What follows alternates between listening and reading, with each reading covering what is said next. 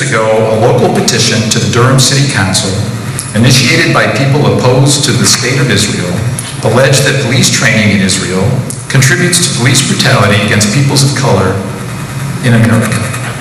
This was part of a national campaign organized by the Jewish Voice for Peace called the Deadly Exchange. At its core was a conspiracy theory that also blamed American Jews and our treasured national institutions for complicity in the police brutality of minorities. Make no mistake, this initiative was not meant to protect such minorities or to offer a pathway to peace and reconciliation in the Middle East. And it certainly was not about creating a thriving Palestinian society. It was rather part of a war on the very existence of the Jewish state, intended to demonize Israel so as to reduce American support for her.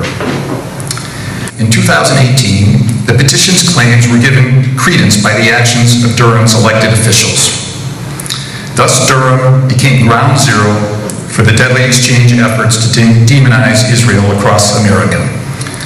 This afternoon will be the first opportunity for our community to hear accounts directly from participants of these police exchanges. More or less, it was all police focused. I think it was heavily focused on community-oriented policing, how they do things in Israel, also the use of technology, how the Israeli police are trained and organized, how they interact with their citizens, how they with the communities, and how they deal with challenges, the unique challenges they face there. And surprisingly, it's a lot like the challenges we face here, believe it or not. It's very similar. Part, in addition to technology and community policing, was that leadership. There's this underlying development of leadership that all of us went for. I wasn't sure what to expect. I had convinced myself there would be, like it is here, it's a us and them and you and me kind of culture. Two major religious groups living amongst each other. I convinced myself that I ought to be able to see, as I'm a worldly person, I thought that I should be able to distinguish between the two. I could not.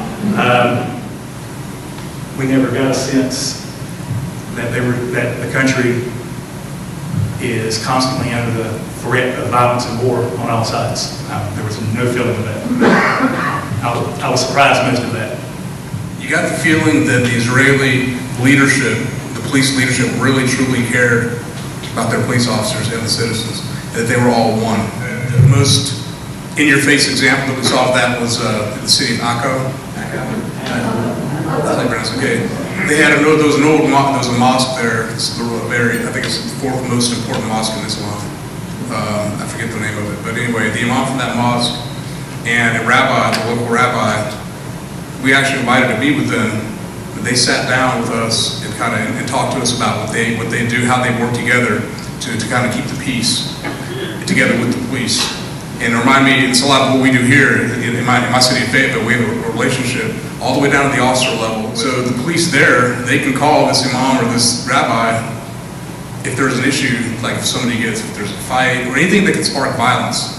And they can kind of put an end to it. They can kind of nip it in the bud, so to speak, before it gets big. Because after all said and done, you could tell they were friendly with each other.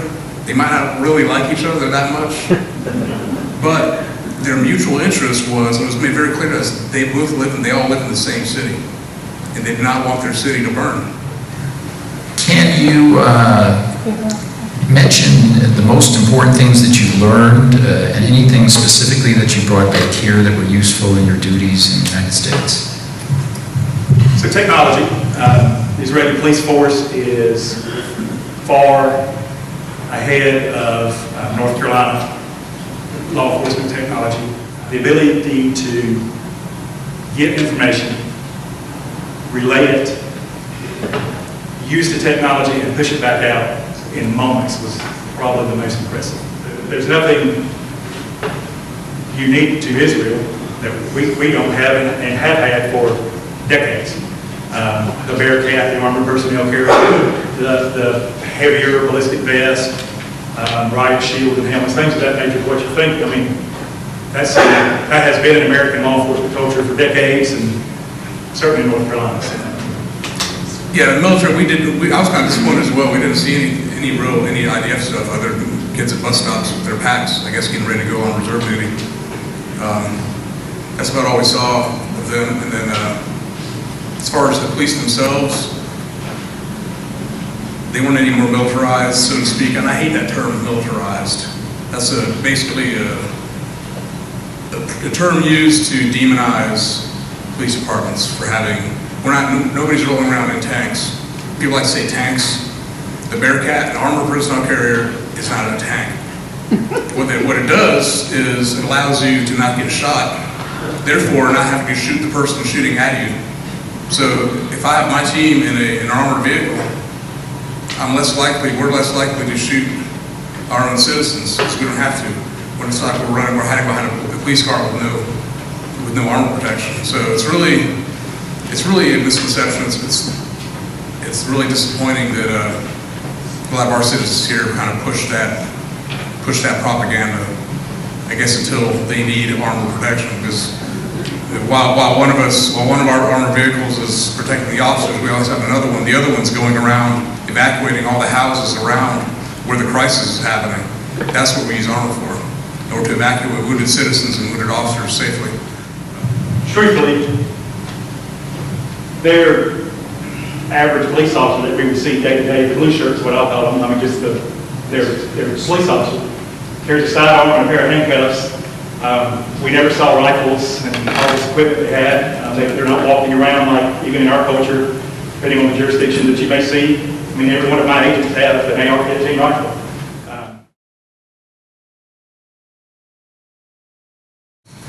Did you see anything on your trip that concerned you about violation of human rights?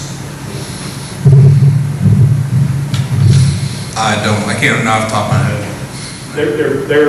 Their philosophy of policing is no different than American policing. It's respond and deal with whatever the situation is. They are under the model that every situation does not need to end in an arrest. Did you see any signs of abuse at the border crossings? So we saw no signs of abuse throughout the country, and certainly not at any border crossing, but the overall answer is none at all, nowhere.